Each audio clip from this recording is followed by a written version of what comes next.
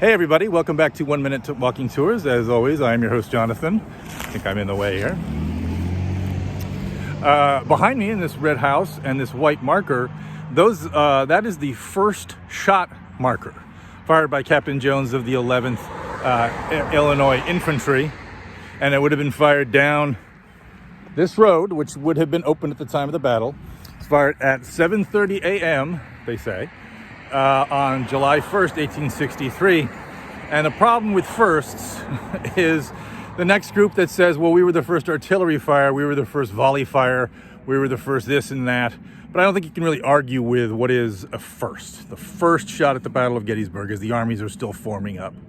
Now, this house has recently been taken over by the National Park Service, and this marker is not on normal tour routes, in part because there's no parking, and they're actually working in that right now. So they'll be able to include this trip, which is actually 3 miles outside of Gettysburg, into the normal touring. But since we here at 1 Minute Walking Tour make it our mission to bring you places you wouldn't normally see, first shot marker. See you here soon on 1 Minute Walking Tour.